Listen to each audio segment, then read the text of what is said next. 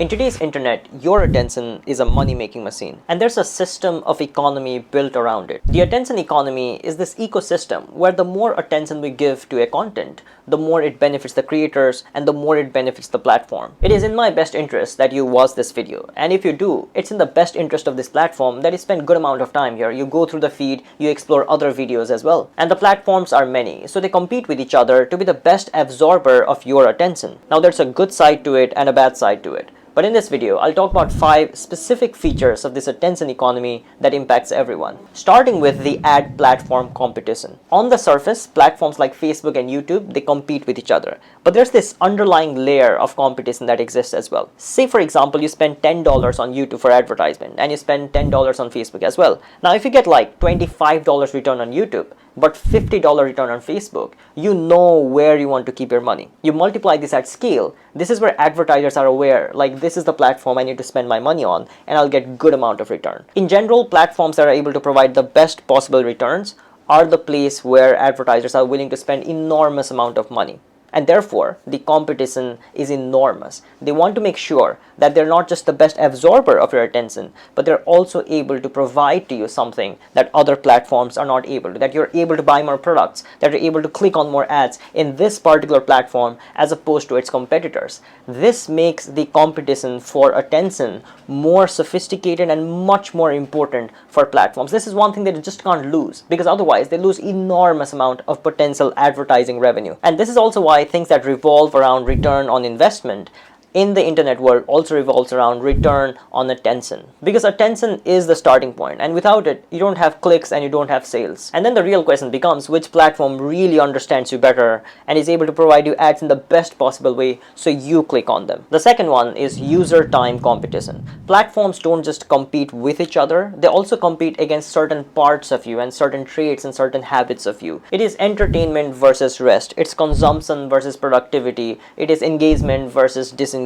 Once again, platforms don't just compete with each other, they also compete for your time and any possible things that you could be doing, like reading or walking or working or resting or sleeping. They compete with these parts and features and habits and traits of yours. Netflix has an interesting way of putting this. Their CEO once said that they're competing against sleep on the margin, because in this business model, your attention is not just valuable, but it is also allocatable. And they try to make sure that you allocate most of it towards their platform. It's your time that is the largest resource, and everything else, content, algorithms, the platform, the interface, everything is trying to make sure that they get the most out of that resource. The next one is this disturbing truth that attention seems to be much more important than truth. In the social media world, information is filtered with the lens of attention, and visibility is not exactly marked by truth, but rather marked by engagement. What gets seen is a consequence of what gets clicked and shared and forwarded to people. Algorithms aren't exactly truth measurement systems. They measure things by looking into watch time, click-through rate, or retention of a clip or a post. And so content is picked and pushed to people based on performance and not exactly based on accuracy, not exactly based on verification. And this changes entirely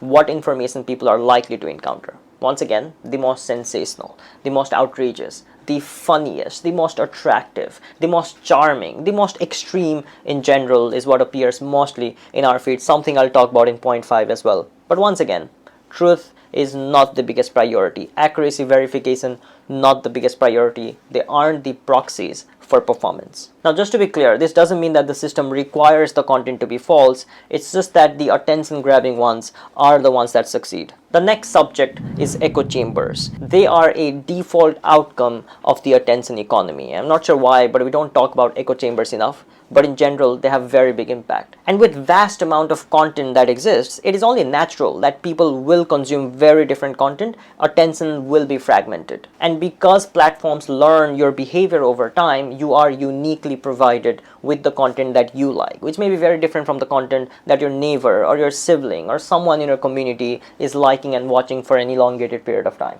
And since media exposure does shape people's perception about things, it's very likely that people will grow up to be very different, maybe a bit more biased towards their own group idea as well, maybe a bit more polarized as well. And the last one is about the extremes. Social media does not show you normal stuff or average stuff, it shows you the extreme. If you go to the explore section or the for you section in any social platform, you will find the most unnatural version of reality, the most charming, the harshest, the most outrageous, the funniest, always the extreme getting the limelight. It feels like that is normal. But if you take a walk in the park, that's really not how reality is like. Social media gives you this version of extreme disguised as normal, whereas actual reality is very different. It is the extremes that get the most engagement and get maximum watch time. But once again, the most outrageous, the most unusual, the most sensational everywhere, that is not normal. Society in general, largely, can be very different. And when the rare starts to feel normal, people may have this heightened and over amplified perception of looking at people and looking at groups or looking at countries, and that is quite distant from how things actually are. So these were the 5. I will keep talking about social media across different videos. Feel free to watch them.